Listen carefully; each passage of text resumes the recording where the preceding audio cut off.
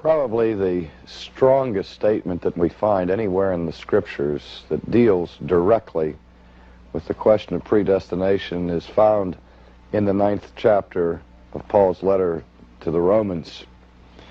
In that particular text, he deals with the election of Jacob rather than Esau.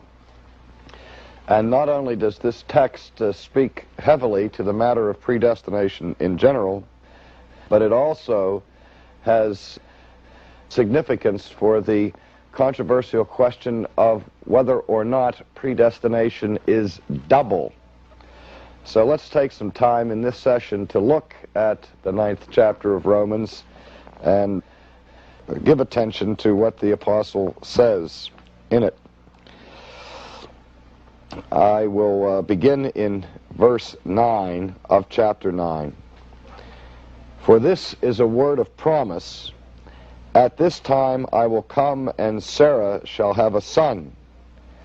And not only this, but there was Rebekah also, when she had conceived twins by one man, our father Isaac.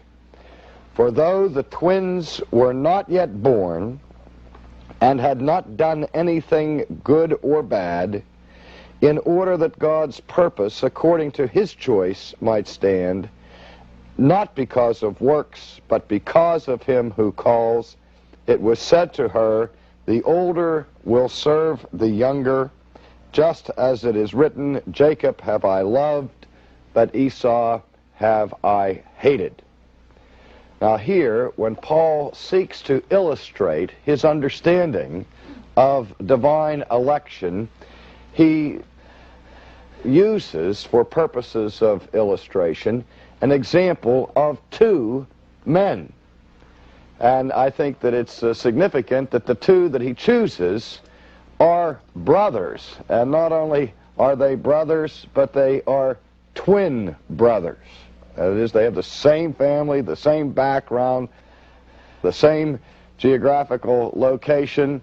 Everything that could possibly be the same is the same. They are, in fact, womb mates.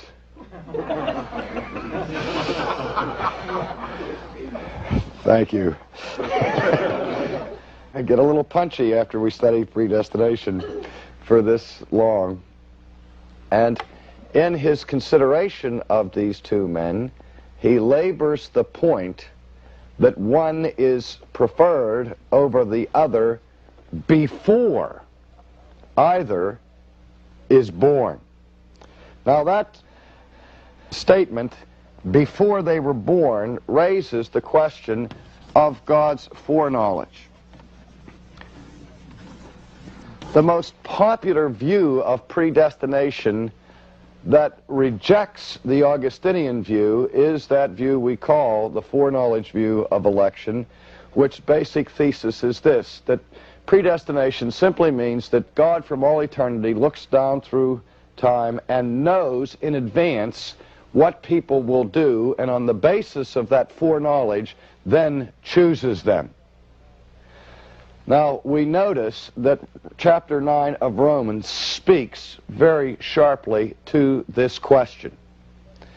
We read that, for though the twins were not yet born and had not done anything good or bad. Let's just look at that phrase. Paul does not say here that for God had not known what they were going to do, or that he had known what they were going to do. He simply declares that the twins hadn't been born yet, and they hadn't done anything. So all the text explicitly teaches is that God's choice of Jacob over Esau was made before they were born. Now the foreknowledge view would agree that God's predestinating choice is done at the foundation of the earth before anybody's born. Everybody agrees that predestination is accomplished in the mind of God before people are born. But the foreknowledge view says that the choice is made before people are born, but in light of what God knows they will do after they are born. Now we have silence in this passage with respect to that question specifically. But if ever in biblical content there was an awkward silence, here it is. What I'm getting at is this, that if the apostle had any desire to make clear that the electing, predestinating actions of God are done with a view to the future actions of man, this would have been the place to say it. And in other words, if the biblical view is what the foreknowledge view seeks to hold, namely that God always chooses in light of his knowledge of future decisions, first of all, why doesn't the Bible ever say that? It never says it. And if it ever had the opportunity to say it, here it is. But not only is it not said here, but Paul takes the time to say that though the choice was made before they were born, before they had done any good or evil. We have to ask the question, why does he include that? If his purpose was to communicate a foreknowledge view of election, the addition of these words would certainly confuse the people of God, wouldn't it? But let's go on further. Though the twins were not yet born, had not done anything good or bad. Now what's Paul's concern here? In order that God's purpose, according to his choice, might stand. The emphasis, again, in the passage is on God's purpose, and that what Paul is saying is that the reason why the decision is made before they're born, before they've done anything good or evil, is so that it's God's purpose who will stand. Do you see that the flavor of this passage is totally opposed to the concept of a foreknowledge view of predestination? Do you see that? I mean, what other reason could we give for the apostles emphasizing this fact that they had not done any good or evil? Not even had they not done it in space and time, but by implication, even in the mind of God. That is, from God's perspective, there is no good or evil that is taken into consideration here. Because the conclusion is, the reason why he states that, the reason that the apostle gives for having said it this way, is that the purpose of God might stand, according to his choice. Not because of works, but because of him who calls. The foreknowledge view says that God looks down into the future and he sees that some people will make the correct choice and others will make the incorrect choice. And what the foreknowledge view suffers from is that election in that view is based upon a good work.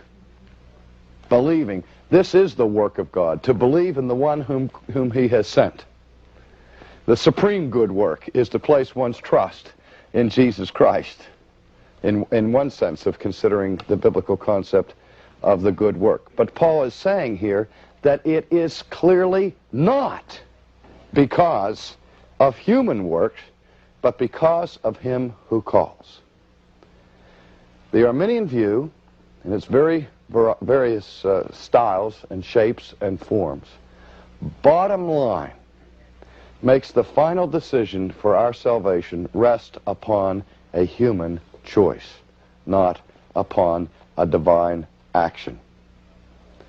And I think Paul is annihilating that position here as strongly as he could possibly do it by emphasizing the fact that it is not because of works, but because of the one who calls. That the accent and the credit for your redemption is to be given to God. To God alone is the glory.